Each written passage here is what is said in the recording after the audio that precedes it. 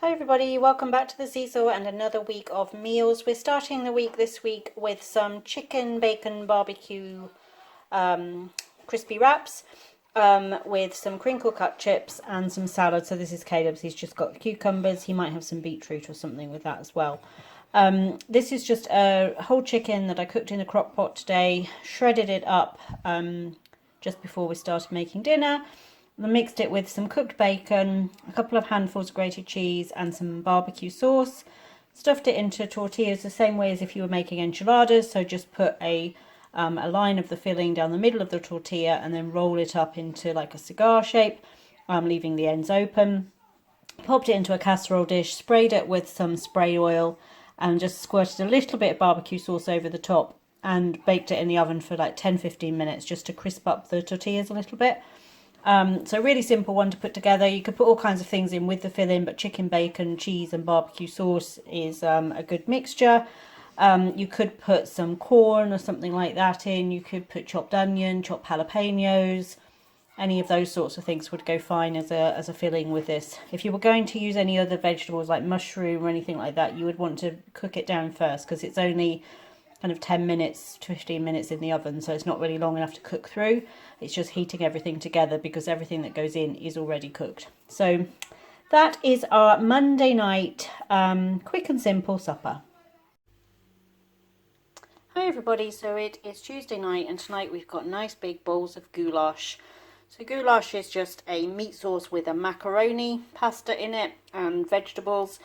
And as I was putting this together, I was just kind of throwing in a bit of this and a bit of that. It's one of those quarter meals. So I actually wrote down what I put in it, seasoning wise, so that I could share it with you. But started out with basic meat sauce plans. So a chopped onion, I used a red pepper and some mince. And I used 2 packages of mince because I have made a very big bowl of this because it freezes perfectly. It's also ideal for leftovers for lunches and things like that. So I've made a double batch, if you like, of this. So I had 2 packages of mince. Cooked that all together until the mince was browned. I added in some minced garlic and about a half a teaspoon of chili flakes, the dried chili flakes.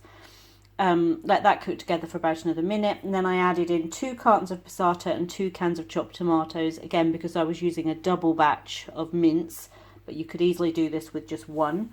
And then I added some Worcestershire sauce, a tablespoon of sugar. Whenever I'm doing a tomato-y sauce, I always add a tablespoon of sugar, some Italian seasoning, some Cajun seasoning, some seasonal, some paprika, some black pepper, and a couple of bay leaves. Let that all come together, combined it all, the flavours in, brought it up to a boil, let it simmer for 5 minutes, and then I added in a little bit more water, probably about another 300 mils of water, something like that. And then I added macaroni. Now I had some of the straight macaroni, like that one there, and then I had some of the smaller, as you can see down in my bowl there, in Caleb's bowl there, you can see the kind of elbow macaroni, the curved macaroni. And ideally that's what you want to use. You want a small short pasta in this.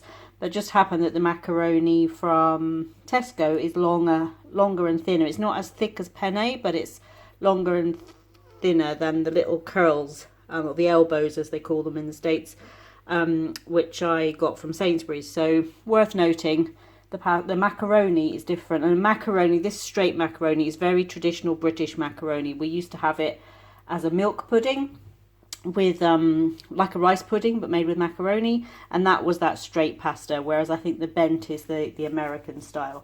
So it doesn't really matter. I just had some left in the bottom of each bag, so I've used a mixture of both.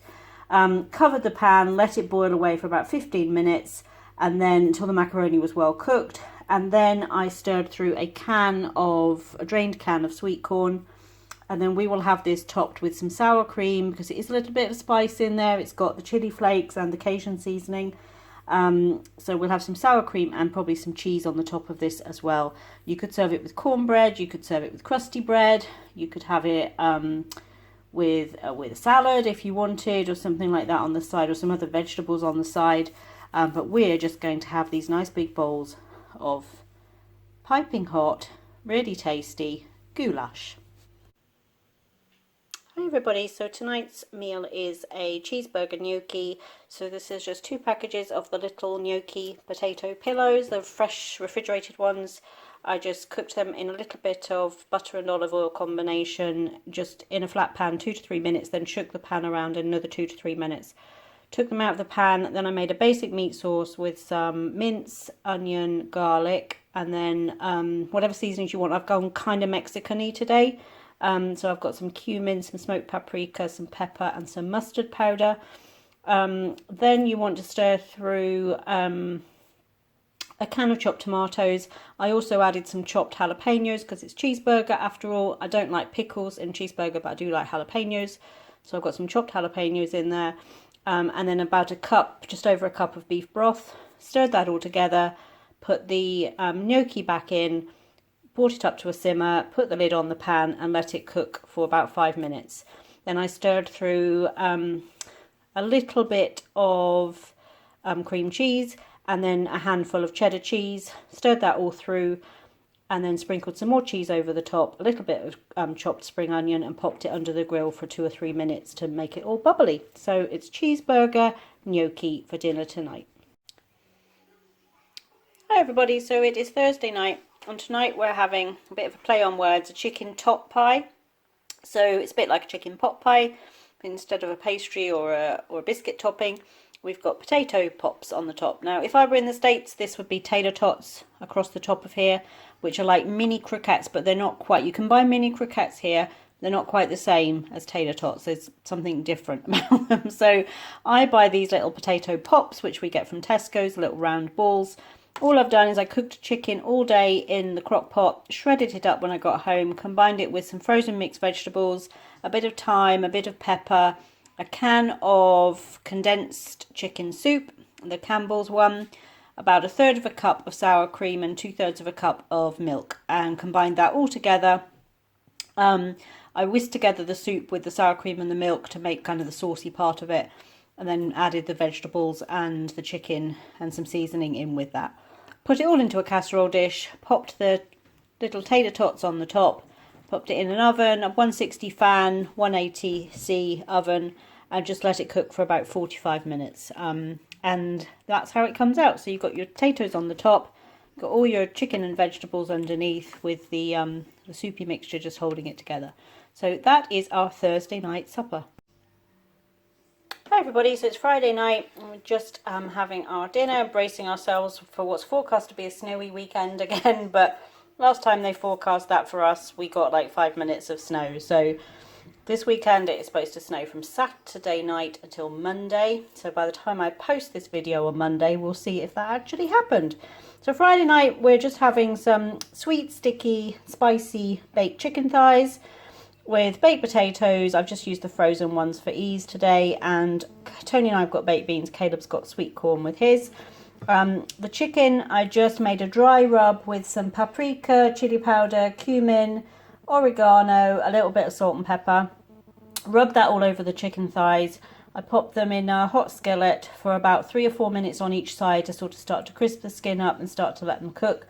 Then I made a little mixture up with a 1/4 cup of honey and 2 tablespoons of cider vinegar, and just whisked that together, poured it over the chicken and popped it in a 180 fan oven for about 25 to 30 minutes until the chicken was cooked through. So the honey cider goes quite sticky, so as you take it out of the pan it's sort of sticky, but there's lots of juice in it too, so it doesn't like mess up your pan and cover it in like if you're doing something with a sugar based coating, you always want to put foil in the pan because it will just completely stick to the bottom of the pan and ruin it. Whereas this has more of a kind of saucy, it's quite liquid, but there is honey in there. So as you pull it out, there's kind of strands of honey. So yeah, off to enjoy this sort of Nando's-y sort of chicken with some baked potatoes, baked beans on what's turning into quite a cold Friday night. Yeah, just interested to see what this weekend brings. I may get out and get the shopping early tomorrow just in case, but off to enjoy this for now. Hi everybody, so it's Saturday evening. Tonight we've got very fast and simple fajita fried rice. So this is just pieces of chicken that I seasoned up with some chili powder and cumin, a little bit of salt and pepper, I cooked them in the skillet until they were cooked all the way through. Took the chicken out of the pan, added in some sliced peppers and onions, cooked those for about 5 minutes until they were nicely soft with a bit of minced garlic as well. And then to that I added 2 of the packages of microwave rice. I didn't cook them first, I just broke them, squeezed them to break the rice up in the bag, poured those into the pan, gave that a really good stir around to break the rice right down. Then I added the chicken back in. I added half a cup of passata and a 1/4 cup of salsa to give it the tomatoey flavour. And then I added a bit more chili powder, a bit more cumin, a little bit more salt and pepper. What else did I add in there? I think that was it. Oh, a tiny dash of hot sauce as well. And just put that all together, let it just cook for kind of 5 minutes until the rice was cooked through really. And that is it, and we're having it. We've got some more salsa there if anybody wants some on the side. We've got grated cheese, we've got sour cream, we've got flatbreads, and then I've got an avocado here which I'm going to slice up and put on the top of mine. So that is our Saturday night fajita fried rice. Hi everybody, it's Sunday, and for dinner today we've got sort of a take on a Sunday dinner but something a little bit different. We've got roast chicken portions, chicken legs. These were done in the oven with just a little bit of oil sprayed on them and some seasoned oil rubbed on them, and then cooked for about 40 minutes until the skin's nice and crispy. We've got steamed mixed vegetables. These are the finely chopped ones. I normally only use these like in a casserole or a pie or something, and I use the bigger chunkier ones for a side, but those are out in the garage. I didn't feel like going to the garage. These were in the freezer in the house, so that's why we're having those. Then I've got Italian roast potatoes. So it's little halved salad potatoes, and then I've combined them with some olive oil, some garlic powder, a little bit of paprika, a little bit of salt, a little bit of Italian seasoning, some chopped fresh parsley and some Parmesan cheese. Tumbled that all together, and then I popped them in the active fryer to roast. You can also do them in the oven for about 40 minutes until they get nice and crispy and they've got that cheesy, garlicky kind of coating on them. So a little bit of gravy for the vegetables, and that is our Sunday night dinner. Thank you for joining us for this week of meals, and we look forward to seeing you back here on the SeeSaw soon.